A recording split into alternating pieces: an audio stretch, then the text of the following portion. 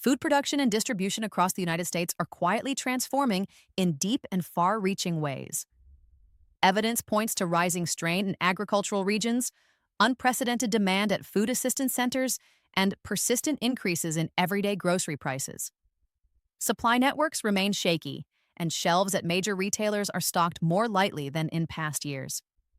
Yet, public confidence in food availability continues to hold steady. Beneath this apparent abundance lies growing pressure, creating an illusion of stability within a system operating dangerously close to its breaking point. 1. The unseen cracks beneath the surface. At first glance, America's food infrastructure appears steady, but beneath that polished surface, stress lines are spreading. Grocery aisles still seem well supplied and brightly lit, but shipments now arrive later, and stock levels are thinner than they used to be. Farmers across multiple states are confronting soaring fertilizer costs, erratic weather, and tightening profit margins. Many report spending far more on seeds, fuel, and labor than they did only a few years back, often for smaller harvests. In regions like California and the Midwest, the combination of long droughts and sudden storms has reduced crop yields, while extreme heat has weakened livestock production. Recent analyses reveal a decline in fertilizer imports and fluctuating diesel prices, both of which drive up the cost of moving food around the country. To offset these expenses, some grocery chains have quietly cut back on the number of weekly deliveries. Storage facilities are holding less inventory than they did before the pandemic, and the trucking sector still faces an ongoing shortage of drivers. Each of these issues may appear minor on its own, but together they form a delicate system where even a brief disruption could leave store shelves half empty for weeks. Food processors are also under pressure. Prices for packaging materials such as plastic and cardboard continue to rise, while factories remain short of experienced labor. These factors slow production and reduce product variety. Staples like canned vegetables, rice, and frozen meals are already becoming more difficult to restock on schedule. Climate models indicate more turbulence ahead. Prolonged droughts and heavier rains will likely continue to unsettle traditional planting and harvesting cycles. The United States still produces immense quantities of food, but that output depends on near-perfect coordination. A single missed delivery, a failed crop, or a regional flood can weaken the entire chain. America isn't running out of food today. It's running out of resilience. The national food system was engineered for speed and efficiency, not endurance. When such a tightly calibrated structure begins to falter, the damage travels quickly and widely, often before most people even notice. 2. Farms running on fumes. Across the country, the agricultural economy now runs on a fragile foundation of borrowed money, chemical inputs, and unpredictable weather patterns. Each of these supports is beginning to give way. The typical American farmer is nearing 60 years old, and many are searching for an exit.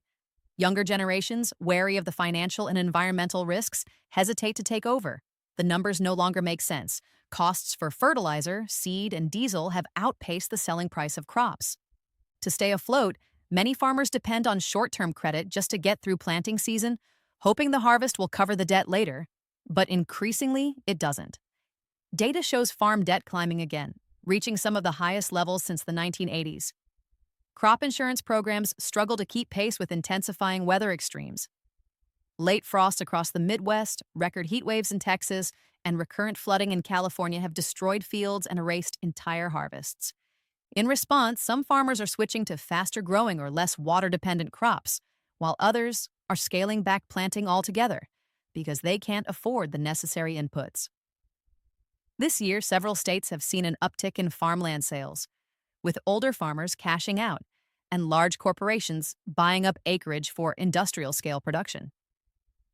The price of imported fertilizers has also become unpredictable, driven by shipping delays, geopolitical conflicts, and trade restrictions that keep costs unstable. Many farms now rely on overseas suppliers whose closures can halt operations overnight. That level of uncertainty makes planning future seasons increasingly difficult. Even those who manage a full harvest face distribution bottlenecks. The transportation sector continues to struggle with a shortage of truck drivers, and rail congestion has slowed grain exports. Despite all of these issues, supermarket shelves remain outwardly full because corporations find temporary workarounds. They import additional goods, reformulate recipes, or blend ingredients to stretch existing supplies. Yet these tactics only mask the deeper instability. They are short-term fixes for a system that is slowly running out of room to bend before it breaks. The deeper the troubles within agriculture grow, the more delicate and unstable the entire food system becomes. The United States still generates enough food to feed its population, but the gap between sufficiency and scarcity is shrinking with every passing season. If you're finding this helpful so far, take a quick second to subscribe for more practical survival strategies. Hit the like button to let me know this content is useful, and share your own thoughts or experiences in the comments. I always enjoy hearing different perspectives. 3. The hidden middle ground. The greatest pressure within the nation's food chain lies not on the farms or in the stores, but in the unseen middle, the network of truck drivers, packagers, warehouse staff, and distributors who keep everything moving. This layer, essential to the flow of goods, is now stretched thinner than it has been in generations. Trucking companies continue to face severe driver shortages, and those who remain in the job are dealing with longer hours, higher fuel prices, and increasingly strict regulations. Freight deliveries that once took a day or two are now delayed, and when it comes to perishable items, each extra hour means higher costs and a greater risk of spoilage. The price of refrigerated transportation has jumped more than 10% in the last year. Not solely due to fuel costs, but also because replacement parts for cooling units are harder to source and repair shops are short-staffed. Small logistics companies that once handled local routes are disappearing, unable to compete with national carriers that can endure financial losses and negotiate favorable rates. As these smaller firms vanish, regional resilience weakens, leaving fewer options during crises such as the recent Texas floods that submerged warehouses or the western wildfires that forced road closures. When one part of the system halts, the rest slows to a crawl. Food processing is also consolidating. A handful of large corporations now control not just the factories, but also the storage and distribution centers that connect them to retailers. This centralization increases efficiency on paper, yet it heightens vulnerability in practice. A single shutdown caused by contamination, equipment failure, fire, or labor unrest can ripple through the entire supply chain. The 2020 meatpacking plant closures were a dramatic example, but smaller disruptions of that kind quietly occur each year. Local and regional processors that once provided extra capacity have largely been bought out or shut down due to high operating costs. Supermarkets, in turn, have learned to conceal these weaknesses. They rearrange product displays, reduce the variety of brands, and fill shelves with whatever can be delivered reliably. To shoppers, aisles still appear plentiful, but the goods come from an increasingly narrow set of sources. The middle layer of the food chain, the trucks, warehouses, and processors that bind the system together, now lacks a safety net. When the next large-scale disruption arrives, the breaking point will not be in the fields or at the cash register, but somewhere in that invisible space in between, where few people ever think to look. 4. The illusion of variety. At first glance, the typical American supermarket seems like the ultimate picture of abundance. Brightly lit aisles stretching endlessly, filled with countless brands and options. It gives the impression that choice is limitless. But much of that variety is an illusion. Beneath the branding and colorful packaging, a small circle of multinational corporations controls nearly all of what reaches consumers' carts. The same conglomerates behind popular cereals often own snack brands, frozen dinners, and even pet foods. This level of consolidation isn't new, but it has intensified over the past decade. Major food companies have steadily absorbed smaller competitors to safeguard market share and streamline operations. What was once a landscape of numerous independent producers has been reduced to a few dominant giants. On paper, the system appears efficient. Fewer companies mean smoother logistics and standardized output. But such concentration also introduces fragility. A single disruption, whether a recall, labor strike, or cyber attack, can ripple across the nation in a matter of days. During the pandemic, the temporary closure of a major meatpacking facility in the Midwest caused nationwide price spikes in beef and pork almost immediately. Similar, smaller-scale breakdowns have occurred in the dairy and snack sectors, though most were masked through quick imports or product reformulations. These rapid recoveries gave the impression of stability, even as underlying vulnerabilities deepened. Meanwhile, small and mid-sized food producers have continued to vanish. Rising expenses for fuel, packaging, and distribution make it nearly impossible for them to compete against global corporations. Many have been bought out or forced to close, eroding rural economies and making communities more dependent on lengthy, centralized supply chains. As a result, grocery stores now depend on fewer suppliers and offer less genuine diversity. Labels may differ, but the products inside often originate from the same factories. This illusion of endless choice keeps store shelves looking abundant and consumers reassured. Yet beneath that facade lies a concentrated, fragile system, one where the appearance of variety hides how narrow and brittle America's food network has truly become. Every brightly colored package lining grocery store shelves relies on the same small network of corporations operating in seamless coordination.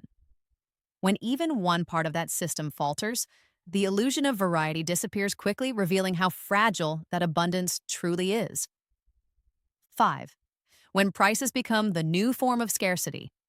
Though supermarket shelves across the United States still appear full, the real shortage now hides behind the rising price tags. Food inflation has evolved into a slow-moving emergency touching nearly every household. Core essentials, eggs, bread, milk, and chicken, have seen prices jump dramatically, in some cases by more than half, compared to only a few years ago. Official reports may suggest that inflation is cooling, but consumers experience something very different at the checkout line. A simple grocery trip now consumes a larger portion of family income than it once did. The problem is further disguised by shrinkflation, packages growing smaller while prices remain the same. Products quietly lose weight or volume with little or no notice. A cereal box that once lasted a week now empties in days, and frozen meals, snacks, and canned goods have followed the same trend. This tactic isn't solely about maximizing profit.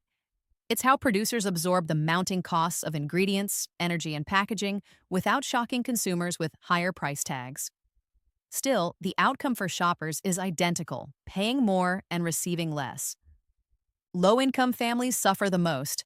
As fresh produce, meat, and dairy become less affordable, many turn toward cheaper, processed alternatives. That shift has reshaped diets nationwide, increasing reliance on foods high in sodium, sugar, and preservatives. Food banks and community pantries are seeing unprecedented demand, while even middle-income families now depend on discount stores and bulk buying to stretch their money further. The U.S. Department of Agriculture reports a rise in food insecurity across multiple states, especially among working families who earn too much for aid, but not enough to keep pace with escalating costs.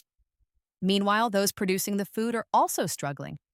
Farmers face higher fuel prices, costly fertilizers, and unpredictable weather patterns, all of which push production expenses upward and eventually reach consumers. Fragile supply chains, trucking shortages, and labor gaps add yet another layer of cost. From milk to rice, every product passes through a system that has never been more expensive to run. America hasn't run out of food, it has become a place where millions can no longer afford it comfortably. A nation doesn't need empty shelves to face a food crisis. All it takes are prices high enough to make healthy eating feel unreachable. 6. Why Americans stopped stockpiling. There was once a time when nearly every American household kept a stocked pantry. People canned vegetables from their gardens, froze meats for the winter, and stored dry goods for storms or lean months. It wasn't called prepping, it was simply practical living. Today, that tradition has largely disappeared. Most families shop week to week and rely heavily on same-day deliveries or meal kits. In a culture built on convenience, the idea of keeping months of food on hand seems outdated. Modern lifestyles have conditioned people to expect instant access. With food delivery apps, 24-hour supermarkets, and online grocery services, planning ahead feels unnecessary. Stockpiling has even been stigmatized, seen as paranoid or old-fashioned rather than prudent. Government recommendations mirror that mindset, advising households to keep only 3 days' worth of food per person. That advice would prove woefully inadequate during a prolonged supply disruption. Recent events, storms, labor strikes, and power outages have revealed just how brittle the current system is. When deliveries stop for only a few days, shelves empty fast. Social media fills with images of barren aisles and anxious shoppers scrambling to grab what's left. It's not that Americans are unwilling to prepare, it's that the skills and habits that once made preparation second nature have largely vanished.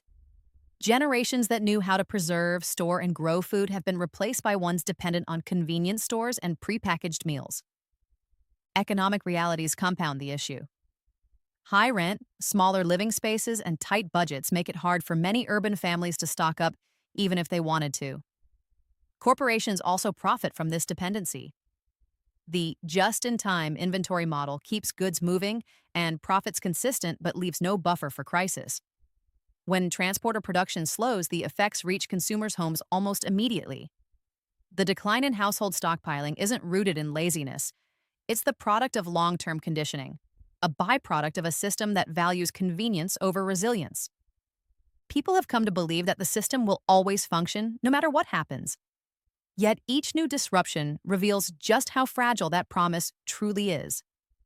The old instinct for self-reliance has been replaced by a deep trust in convenience, and that exchange has left the nation far more exposed than most people understand. 7. The future few are willing to face. The gradual weakening of America's food network is unlikely to appear as a single dramatic collapse.